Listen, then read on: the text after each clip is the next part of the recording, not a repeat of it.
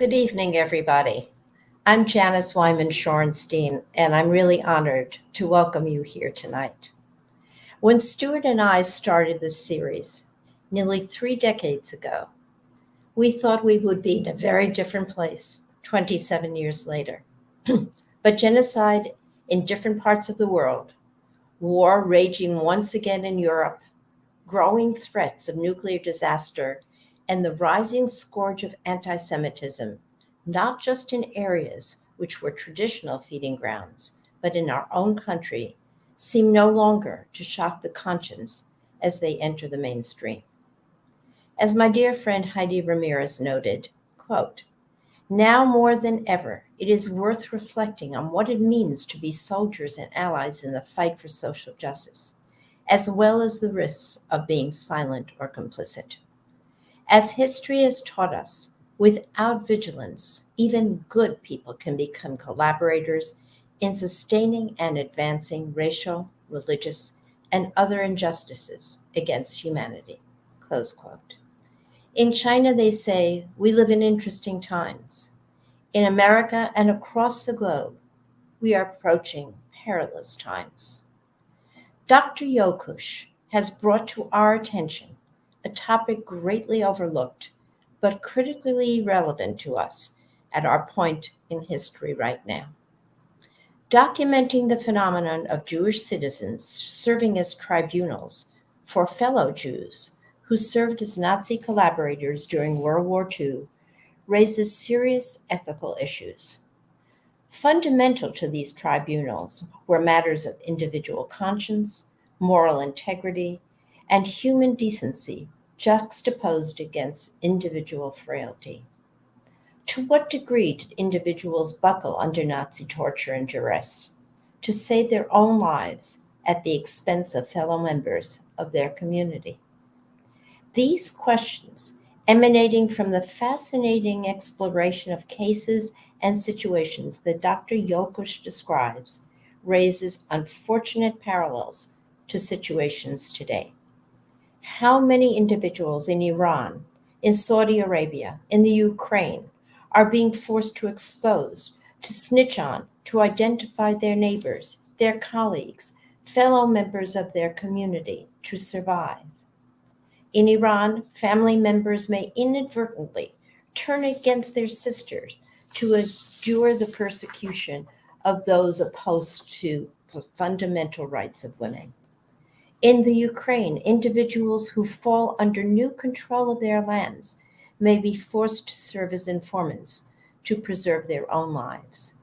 And in Saudi Arabia, loyalty tests determine the type of life you will live.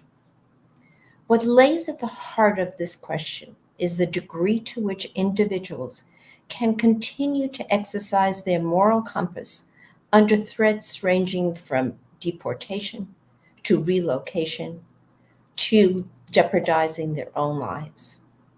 Not just in Iran, in the Ukraine, in Saudi Arabia, but here in the United States, we see a seismic decrease in human civility in the practice of valuing another person's life. Anger has displaced discords on all sides of the spectrum, and opinions have become the new source of facts. Couple this with challenging economic times and threats of recession, which lead to finger pointing, and the finger points usually to minority communities and those of the Jewish faith. I raise these issues not just as related to anti Semitism, which we know has risen dramatically, as we can see by the people on Route 405 in LA raising their arms in a Heil Hitler act. But I raise these issues partially because they are portions of society who seek to manipulate anti Semitism into a movement, and partly because there is little to no understanding of Holocaust history by large swaths of our country. Ignorance makes manipulation all the easier, and importantly, the lack of self regulation by those within anti Semitic groups provides no counterforce. We are experiencing these issues because of the overall decline in a sense of conscience, which is overtaking our country and parts of the world. The fabric of our society is being pulled apart when individuals try to bring down our democracy through demonstrations, protests, and even insurrection directed at basic principles, practices, and the rule of law. The value of human life, the commitment to individual rights, the preservation of tenets that define our democracy require an ongoing vigilance that should not require any form of tribunal. Rather, these practices should be permanently ingrained into the character of fellow citizens without exception. These principles, and therefore without the need to act under duress, and consequently without having to force fellow citizens to act in judgment. I hope that tonight's program will provide you with an insight in the nuances underlying ethical judgments that continually need to be made, and an inspiration to redouble our efforts to ensure moral integrity. Thank you to all of you who have joined us, to the United States Holocaust Memorial Museum for continuing our series, and thank you to Dr. Yokush for raising issues that require our attention and our action.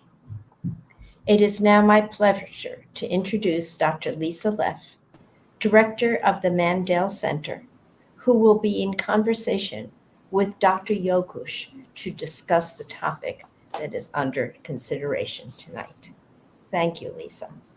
Thank you, Janice. And good evening, everyone. I'm so pleased to be here tonight with Professor Laura Yokush, who is Albert Abramson Associate Professor of Holocaust Studies at Brandeis University. Laura is an accomplished scholar who's written and edited books and articles about how Jews came to terms with the Holocaust and how they rebuilt their communities after the war. Her 2012 book, Collect and Record: Jewish Holocaust Documentation in Post-War Europe, was the winner of the National Jewish Book Award for Holocaust Studies and co-winner of the Sybil Milton Prize from the German Historical Association. Tonight, we will be discussing the topic of betrayal and the search for justice in Jewish honor courts after the Holocaust. Now, much of what we'll be talking about tonight comes from an important book that Laura co-edited with Dr. Gabriel Finder in 2015, and it's called Jewish Honor Courts: Revenge, Retribution, and Reconciliation in Europe and Israel After the Holocaust. She's also currently working on a follow-up book related to this topic. Our conversation tonight will be about 40 minutes, and then we'll have time for some questions. So if you have questions as we go along, please type them into the live chat. Now let's begin. Laura, are you here? Hi. Hello, Lisa. Good evening. Good evening. When we think about how justice was served after World War II, many of us think about the trial of the prominent Nazi leaders at Nuremberg. But of course, that was only one of the many types of trials that occurred after the Holocaust. Can you tell us about other courts that emerged in Germany in the late 40s? Yes, there were many post-war justice mechanisms in Allied-occupied Germany. The Nuremberg trials between 1945 and 1949 are most prominent in part because of the media coverage they received, and here you see an example, and the prominence of the Nazi leaders in the dock, and here you see a picture of them. But many more war criminals were tried by Allied military tribunals in the 4 occupation zones. And German courts were also allowed to hold their own trials. So between 1945 and 1949, some 9,000 Nazi war criminals were convicted in Allied military courts, and an even higher number, 12,000, were convicted by German courts in the same period. But none of these trials were Holocaust trials. Although crimes against Jews figured prominently, no trial focused on the mass murder of European Jews in its continent-wide scope. So given that, how did Jewish survivors themselves think about those trials? Holocaust survivors who lived in Germany in the first 5 years after the war, and we are talking here about perhaps 30,000 German Jews and some 250,000 East European Jews who lived as Jewish displaced persons or DPs, took great interest in Allied and German trials. They were deeply invested in bringing Nazi perpetrators to justice. Some identified suspects, collected evidence, and helped military investigators build cases against concentration camp personnel, and even appeared as trial witnesses, especially in the many concentration camp trials. And here you see film footage from the 1945 Belsen trial at the British Military Tribunal in Lüneburg of SS personnel from Auschwitz-Birkenau and Bergen-Belsen. At the Bergen-Belsen trial, more than half of the witnesses for the prosecution were actually Jewish survivors. And in fact, some of the early trials against key Holocaust perpetrators in German courts would likely not have happened had it not been for the proactive roles of survivors. Despite this involvement, some survivors were critical of how the Allies and the Germans handled Nazi crimes. Many questioned how justice after the Holocaust could ever be achieved. After all, only a small fraction of the perpetrators were convicted, and no punishment was proportionate to the crime, the murder of millions of human beings. Even though no sentence would bring back the dead, many survivors believed that punishing even a small number of perpetrators was still better than punishing none at all. And they also felt that they owed their quest for justice to the loved ones who they had lost. So did Holocaust survivors seek justice in other ways where they might have had even more agency? Yes, in a way, they took matters in their own hands and built their own legal institutions. These included communal courts, so-called honor courts, which had no jurisdiction outside of the Jewish community. And here you see an example from the DP camp in Feldafing in 1945. These honor courts typically settled conflicts between Jewish community members. And they also tried survivors who were accused of having acted immorally toward other Jews and allegedly having helped the Nazis in their genocide. Honor courts existed across Europe, in Austria, France, Germany, Italy, the Netherlands, Poland, among others. And Germany, honor courts operated in large German Jewish communities like Berlin, which had a Jewish population of 8,000 after the war. They also formed in Jewish DP camps, especially in the American zone where most of the Jewish DPs lived. And in so-called rehabilitation cases, Jewish honor courts purged putative, quote-unquote, collaborators from the ranks of the Jewish communities. So I've always found this story surprising. Only a small number of the Nazi perpetrators, only a small percentage, were ever tried for their crimes. And yet, right after the war, Jewish survivors somehow felt the need to try other Jews for perceived acts of collaboration. Can you help us make sense of this? Yes, it is quite perplexing. But there was a widespread perception among Holocaust survivors that communal leaders and Jews forced to work for the Nazis in ghettos and camps had acted to the detriment of their fellow Jews. This included members of the Jewish councils, the ghetto police, and prisoner functionaries known as kapos or block elders.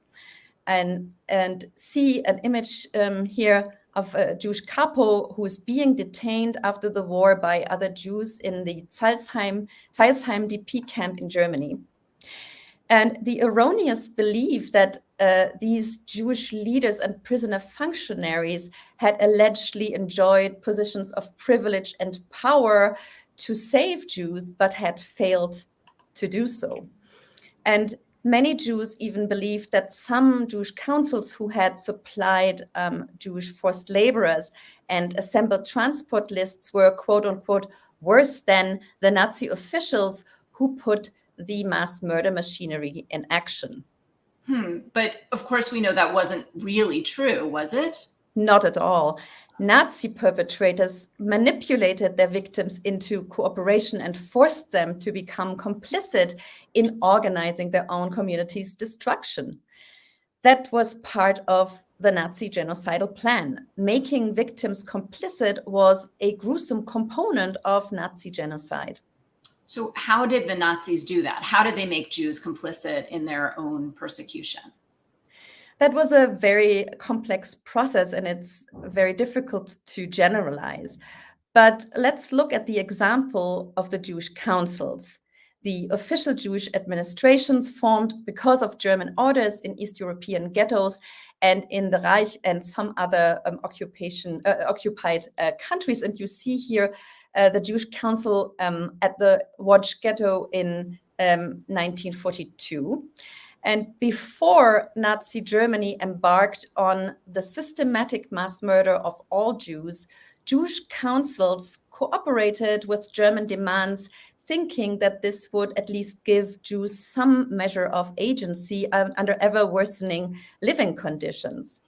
And later, that is from 1942, the Jewish councils understood that they faced a genocide that they were unable to stop. They sought to mitigate lethal conditions in the ghettos, and they delayed implementing German orders to the extent that they could, hoping to save parts of the Jewish community until the Germans would be defeated. But this put them in a paradoxical and morally ambiguous situation in which they involuntarily made excruciating decisions over who to save and who to surrender to German demands. We can see this dilemma in the case of Jakob Genz, who was the head of the Jewish administration of the Vilna Ghetto, and you see a picture of him here. Genz supplied Jewish labor to the Germans to prevent the ghetto from being destroyed. He also responded to German demands for roundups through quote-unquote, self-selection by choosing who to deport. He believed that in this way, he could prevent the SS from taking an even larger number of Jews through violence. Genz believed that he would be able to save Jewish lives and at least secure partial survival over total destruction. But Genz was well aware of the moral ambiguity of his strategy. And we see in a very, as we see in a very powerful quote, Genz even anticipated that he would be seen as a traitor and would have to justify his actions after the war. So in 1942, he said, and I quote, "Should I survive, I will leave the ghetto soiled, blood on my hands. But I will go before a Jewish court and declare, I have done everything to save more and more of the ghetto population and bring them to freedom," end quote. Wow. So what happened to Genz? Did he survive? No, Genz was shot just before the Germans destroyed the Vilna Ghetto in September 1943. Like Genz, most Jewish council members were murdered along with the other Jews they were trying to protect. Ultimately, no matter how Jews behaved and what positions or functions they held in their communities, they could not change the fact that the Germans had singled them out as a collective for death. Yeah. So, circling back to us using this word collaboration, what is this, everything you're telling us mean for us as students or researchers when we use a concept like collaboration for talking about Jews who acted under duress during the Holocaust? I think it means that in reference to Jews, the term collaboration is actually misleading. The term suggests a voluntary cooperation based on shared political goals or shared worldviews and mutual benefits. That was not the case with Jews and Nazis during the Holocaust. Jews cooperated under duress and never out of an ideological affinity with Nazism. No Jewish council member who complied with German demands and compiled deportation lists did so because he wanted to help the Germans win the war, but rather he cooperated in the desperate hope to prevent a violent roundup and to save Jewish lives. And even if we take the cases of individual Jews who betrayed the hiding places of other Jews, they did so for the sake of their own survival or to protect their families, not because they in any way identified with the Nazi project of building a world without Jews. Laura, what you say makes so much sense and has so much nuance, but it does seem to require a certain distance from the events. Did Jewish survivors themselves see it that way, right after the war? No, immediately after the war, many Jews did not recognize that their cooperation was enforced or that Jews in so-called privileged positions were ultimately powerless. For survivors, it was unbearable that the Nazi regime had made victims complicit in their own destruction and had taken away their agency. They felt it was a moral failure and betrayal from within. But rather than blaming the Nazi perpetrators, many survivors blamed the few surviving Jewish leaders and prisoner functionaries. Sometimes this resulted in acts of vigilante justice against these so-called Jewish traitors. But it also led to a wider communal impulse to address the emotional scars of betrayal, not by violence, but by a self-critical investigation of Jewish behavior in the face of genocide. Honor courts were an attempt to mediate these emotions and take them off the streets and provide a space for interrogating and working through this difficult past. I want to turn in a moment to those honor courts themselves, but let me just pause our conversation for a moment to welcome our viewers. I see on the chat that many people are typing in their locations. We have people joining us from Normal, Illinois, from Long Island, from Nashville, from Spokane, Washington, from Flagstaff, Arizona. Some are also tuning in internationally from Halifax, Canada, and Israel. Welcome, everyone. It's great to have such a nice crowd here. Okay, but now back to the immediate post-war. Laura, tell us about how these Jewish honor courts operated. Because they had no jurisdiction outside of the Jewish community, they settled disputes between community members like arbitration courts. They stood in the tradition of legal pluralism that Jewish communities had been practicing for centuries, where different legal institutions kind of operate side by side. So for Jews in Germany, it was Allied military courts, since the Allies had the jurisdictional power over everyone who lived in their zones. And then the secular Jewish communal court, like the honor courts, and religious Jewish, that is rabbinic courts, in addition to German courts. They all existed side by side. Although Jewish honor courts had statutes, they had no clearly defined legal basis. They followed common legal practices, such as that the accused were innocent until proven guilty, and that there needed to be defense witnesses as well as prosecution witnesses. But otherwise, the proceedings were quite improvised. Members of the courts were elected by the community, and many of them had training in law, but definitely not all. It is important to note that these cases were more about morality than about the law. The defendants were not tried for violating the law, but they were tried for committing moral transgressions against other Jews. Honor court cases usually began by accusations that individuals brought before the court, first orally and then in writing, and the defendants typically requested a trial to clear their names before the community. This shows the remarkable level of consent and indeed trust in the honor court system.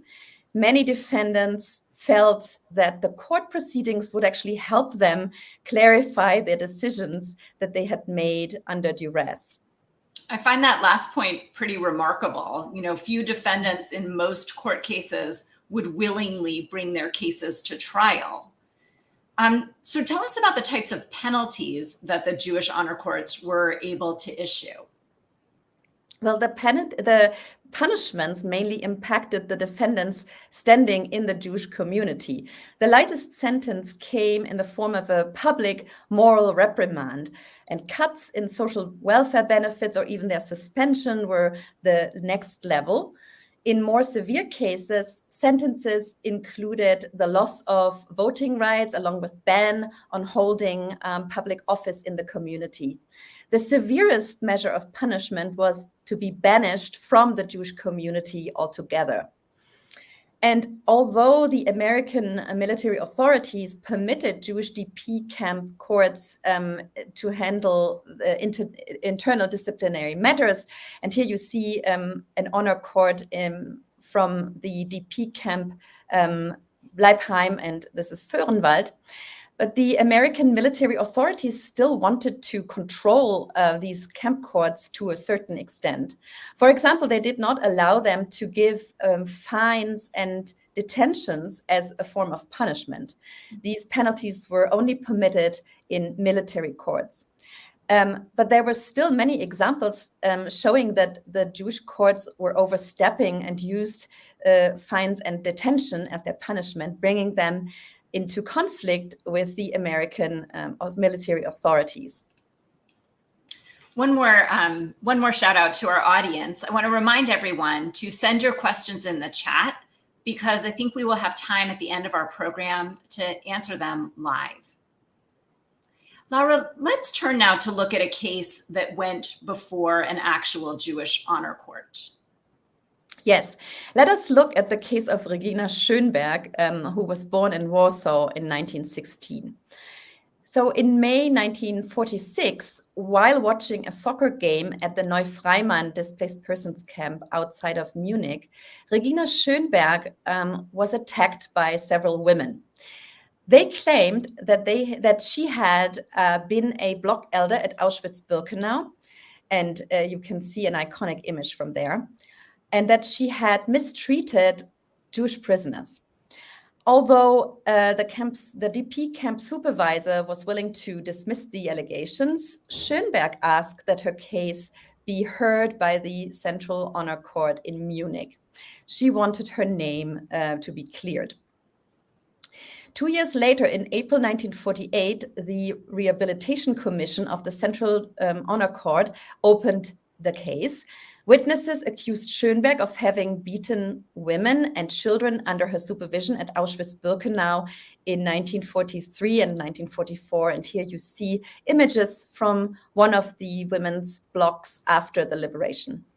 The witnesses claimed that Schönberg had used verbal insults and had stolen food from other prisoners.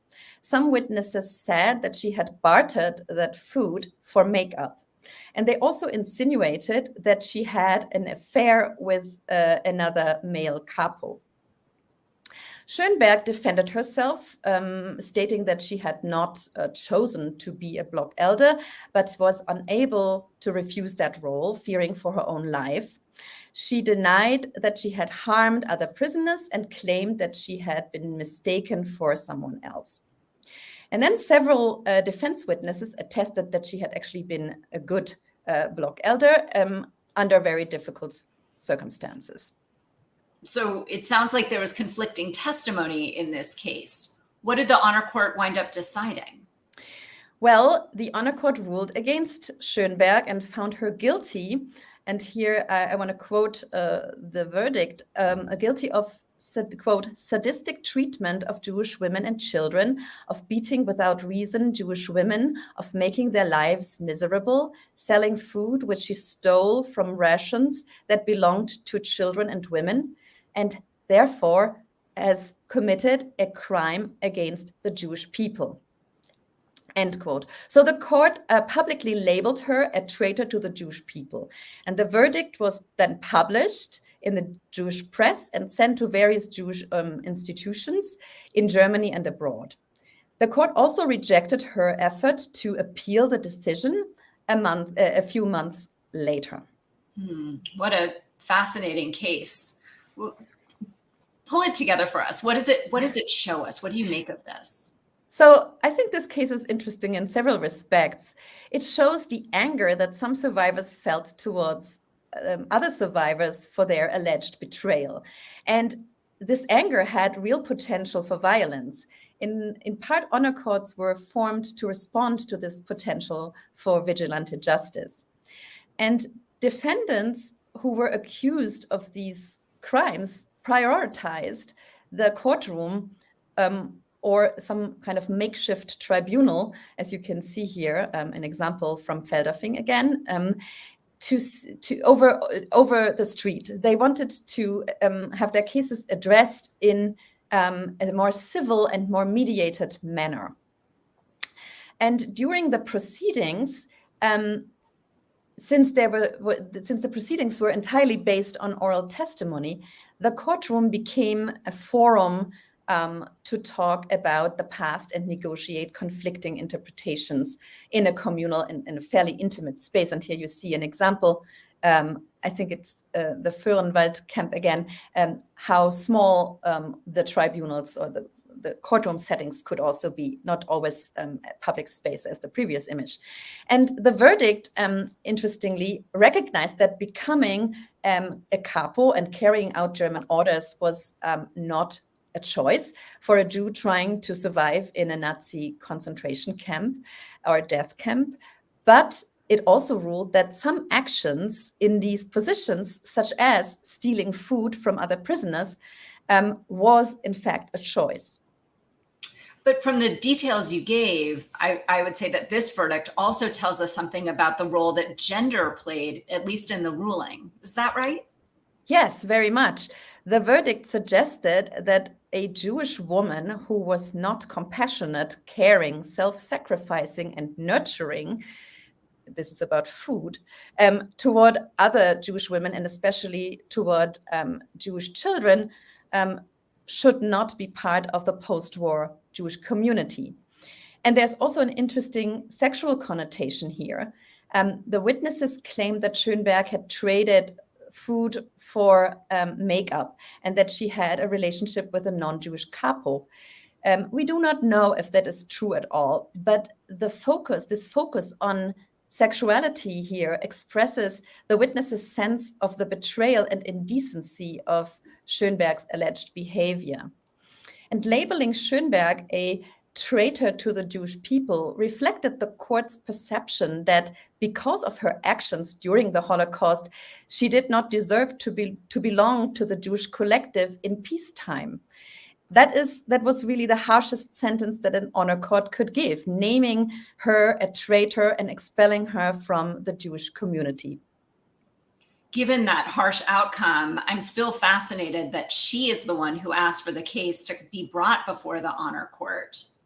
Are there other examples of people who use these honor courts to clear their names successfully? There are many examples, and usually the mere fact of having held a certain function in a ghetto or a camp was not regarded a transgression, but rather what was at stake was how an individual had carried out that function.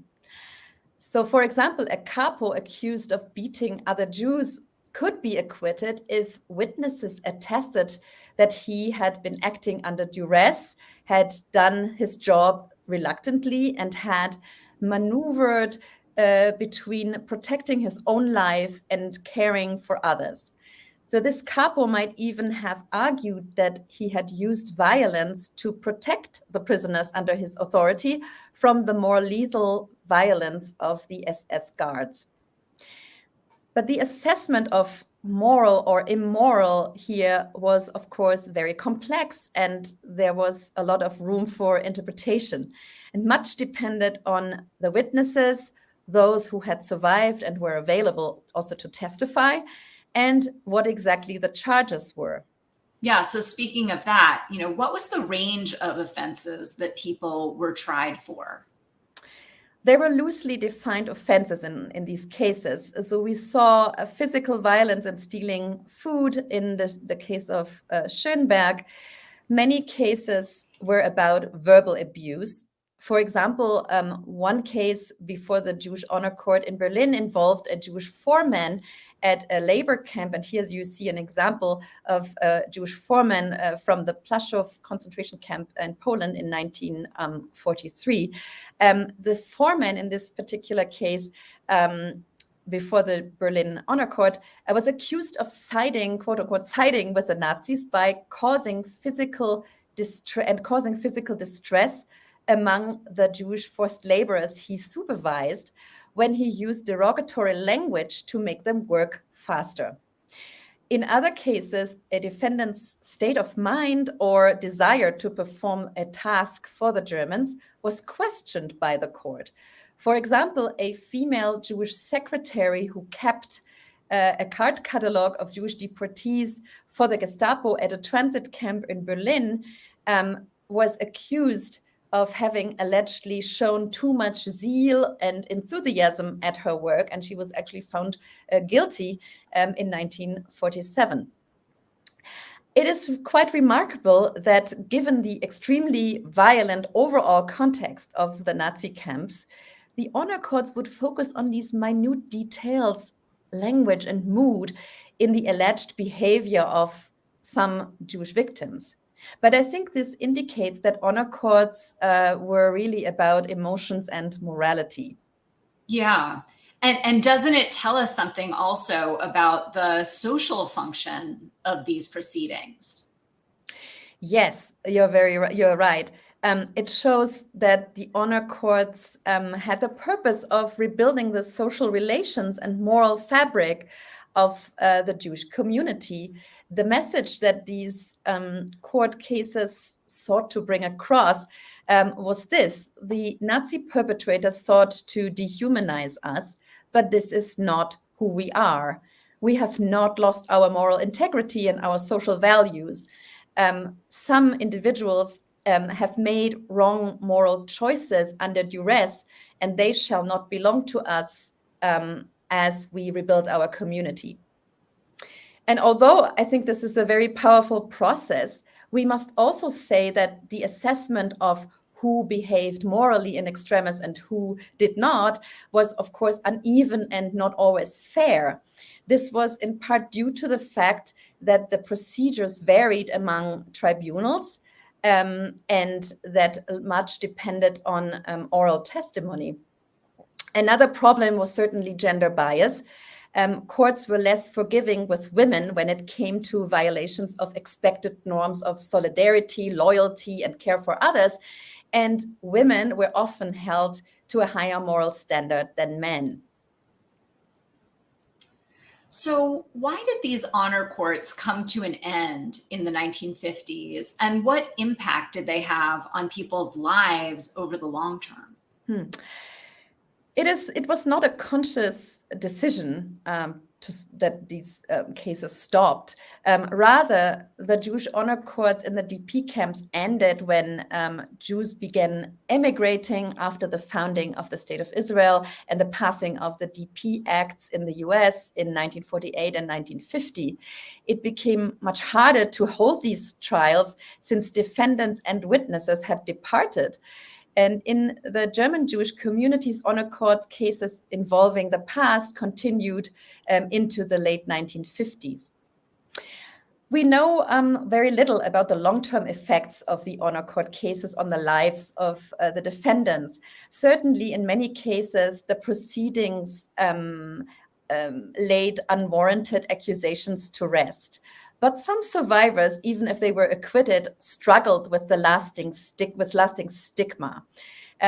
Other survivors were even put on trial several times, first in Germany, then in Italy, and later in Israel, or they were tried in both Jewish courts as well as state courts. What you just said, that some people were tried multiple times, makes me makes me think that, Jewish complicity during the Holocaust was a really charged question for survivors right after the war. Did it stay that way as the years went by? So over time, these raw feelings that were really at play in the early post-war period in these cases waned. The honor courts were part of a transitional moment when survivors moved from reckoning with death and destruction to rebuilding communities and some form of normalcy after genocide, as far as that is possible at all. The critical self-interrogation of wartime Jewish behavior became less important, or perhaps less of a priority, once survivors settled in new countries, built families, built careers. And here you see a couple of examples of these processes. And the Jewish perspective on alleged traitors from within also changed over time, from blatant vilification towards a more nuanced understanding of the bigger historical picture. People recognized that the responsibilities lay with the Germans, and that Jewish council members and prisoner functionaries had been victims of a corrupt system who had sometimes made wrong moral choices under extreme duress. I wonder if historians also played a role in this change in perspective.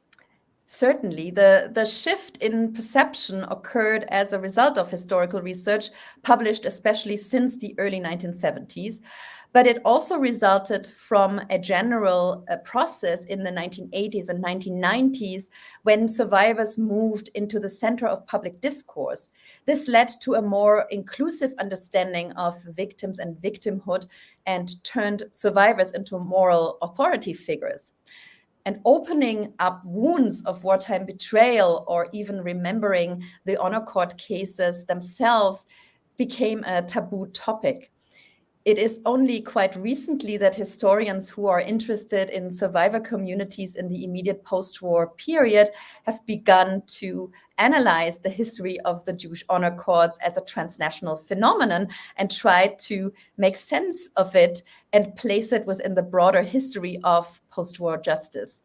Right, like the scholars like yourself, like Gabrielle Finder, and the others who participated in the volume you edited together. Our time is running short, so I want to ask you to sum up a little some of what you've already told us. How does all this new research on honor courts reshape our understanding of the Holocaust and of post-war justice? The Jewish honor courts provide a window into how the remnants of European Jews after the war confronted not only the genocide itself and its enormous loss of life, but also confronted the painful reality that the Nazi perpetrators had turned their victims against each other and had made them complicit in their community's destruction.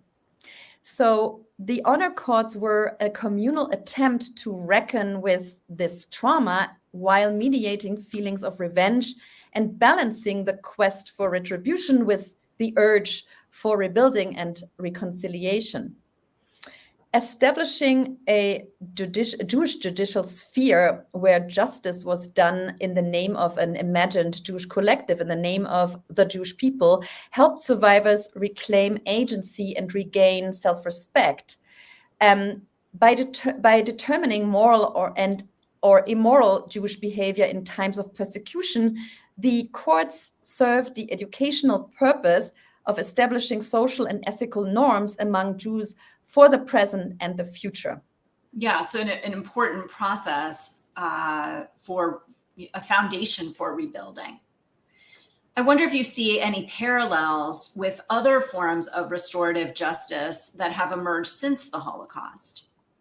Yes, I think we can certainly ask, were Jewish honor courts anything like the communal justice mechanisms that we see after other cases of mass violence, say truth commissions in post-apartheid South Africa or gacaca courts in post-genocide Rwanda? And here we have an image of a gacaca court in Rwanda.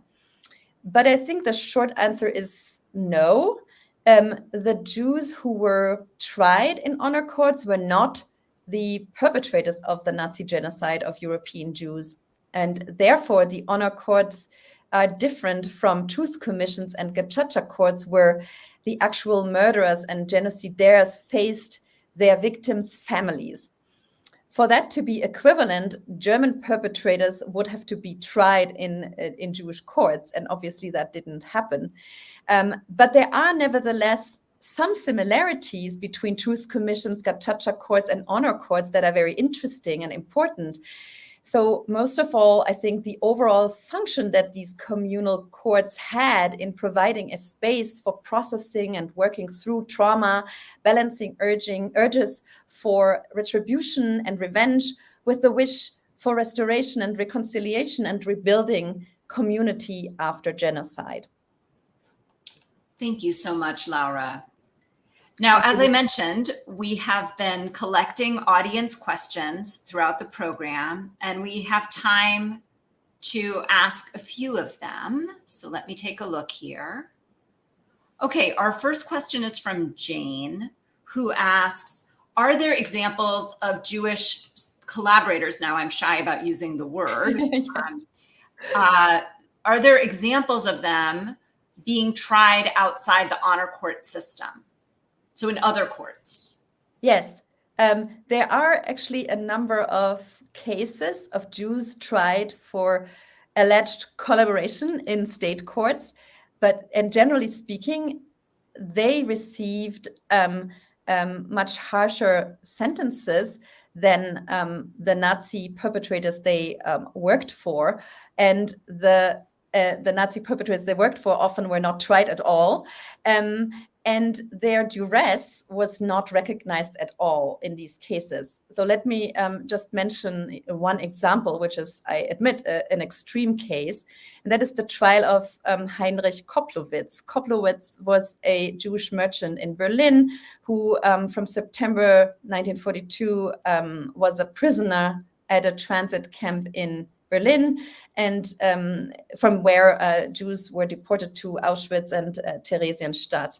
And as a former employee of the Jewish community, he was given the job of an ordner or a marshal, and he had to kind of open and close cells and escort prisoners. And this capacity kind of protected him from deportation himself. After the war, fellow prisoners accused him of having betrayed Jews to the Gestapo. And the Soviet authorities actually arrested Koplowitz in June of 1945, and he, for 5 years, he was held without a trial in a Soviet special camps Buchenwald and Sachsenhausen. And after the Soviet occupation forces dissolved their special camps, Koplowitz was tried by an East German court at Soviet behest in 1950. The court sentenced Koplowitz to death for allegedly having betrayed 20 Jews to the Gestapo, although actually it had not been proven at all that he was involved in any betraying. And Koplowitz was also not granted a defense attorney or any defense witnesses, and his appeal was rejected, and he was hanged in November 1950. This is, of course, an extreme example, but there were other cases, not just in Germany, but Austria and the Netherlands as well, showing that Jews accused of having betrayed their own people received disproportionate sentences in state courts. And the public discourse around these cases shows that Jewish victims were generally held to higher moral standards than the Nazi perpetrators, and the blame was shifted away from the Nazi perpetrators onto the victims and their alleged immoral or criminal decisions. That case really shows you the honor courts had an incredibly important function. Without them, these state courts really didn't know how to understand, the role of Jews, who were forced into these positions and to act under duress. And it was also very convenient for the surrounding non-Jews to divert the attention from themselves to the Jewish victims. And minimize the anti-Semitism, which is obviously still there if these state courts Absolutely. have this kind of sentence. We have another question from Bjorn. Are there regional differences in terms of the country of the tribunals or nationality of the accused? So two different questions about variation there. Oh, that's a wonderful question, and it's a very difficult one. It's very hard to generalize. I mean, there are so many scholars who worked on other cases, Gabriel Finder, Kasha Persson, Rivka Brod, Dan Porat, and I can only point you to their work. It's very hard for me to generalize. This is how the Dutch worked, and this is how the Poles worked, etc. But I think that in general, the Polish cases show that there is not so much tolerance for actually saying that someone who had a function wasn't implicated. There are some prominent cases where having served a certain function was actually enough to be incriminated, and there was less focus on individual acts or individual responsibility beyond having served a certain function. And yet it's also, these cases were not kangaroo courts. They were also taking the individual and the evidence and the process of the trials very seriously. Let's go to another question. A viewer called Romy writes, were there efforts outside the Jewish community to delegitimize the honor courts and their rulings? That is a good question. So I don't know to what extent certainly the delegitimize could be, for example, the American occupation forces authorities who actually were not sure if they actually should accept the honor courts and if this was actually legal or not, and they were debating if they should actually ban those courts altogether and take matters into their hands. That's a form of delegitimization in a way, and there were certainly individual cases in which Jewish defendants sought the legal assistance of non-Jewish lawyers who then made a case that this wasn't actually a real court and so forth. But on the other hand, I'm also not so sure how well informed non-Jewish lawyers or the non-Jewish public was of these honor courts. The whole point was that it actually happened kind of in a closed space where Jews sit in judgment over other Jews, and it's like an intramural phenomenon, if you will. Yeah, and those photos that you showed were quite remarkable, and really, you get the sense of how, informal these things could be. We have another question now from Natalia, who writes, you mentioned that Jewish courts sometimes overstep their authority by using fines and detention as punishments, even when they had no legal basis for doing so. Explain how that worked. Well, we have to imagine that there was a lot of kind of ad hoc, kind of improvised proceeding of these court cases that, especially at the beginning, they were not.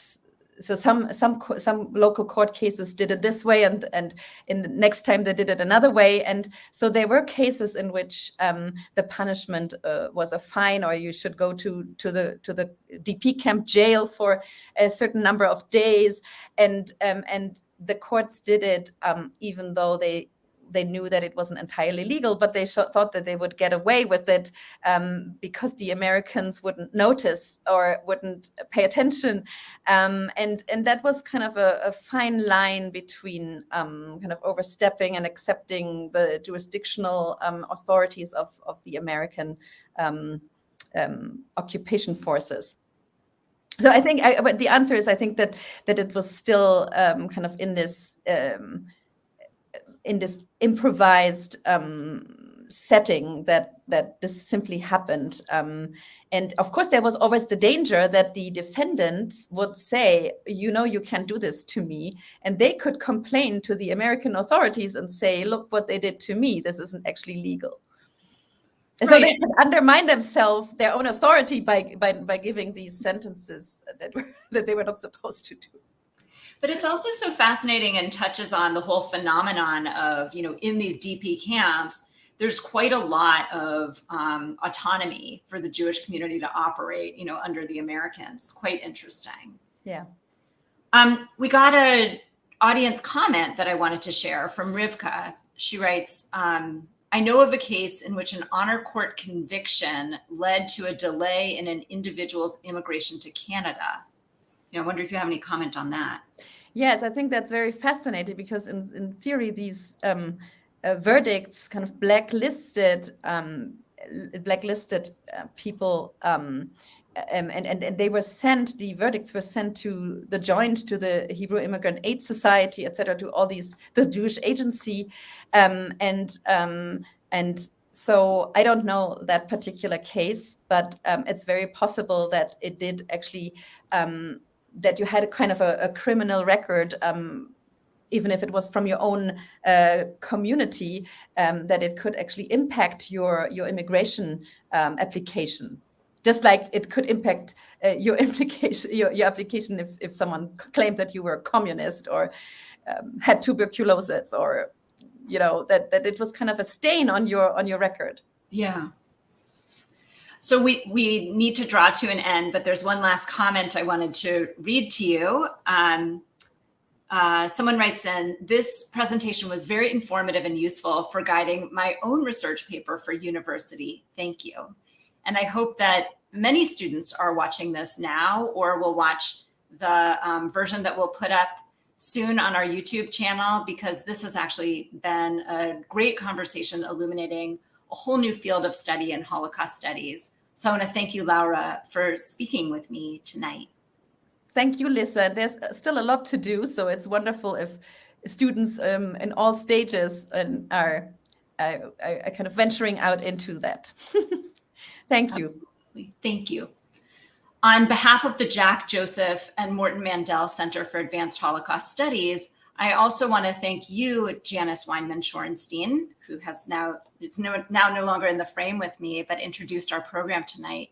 Janice, I'd like to thank you for your steadfast support for so many years. Supporters like you allow us to continue our work to foster the growth and vitality of our field, Holocaust Studies. For all of you watching, I'd like you to learn more about the work of our center. That includes our residential fellowship program, in which scholars from around the world can come and spend 3 months or 9 months on site with us conducting research in our collections. And I'm proud to say that Laura Yogush herself was once a Mandel Center visiting scholar. I also hope that you will join us for future programs, and especially to check out previous virtual Weinman Lecture programs on our museum YouTube channel. Thank you so much for joining us this evening. I hope to see you again soon. Good night.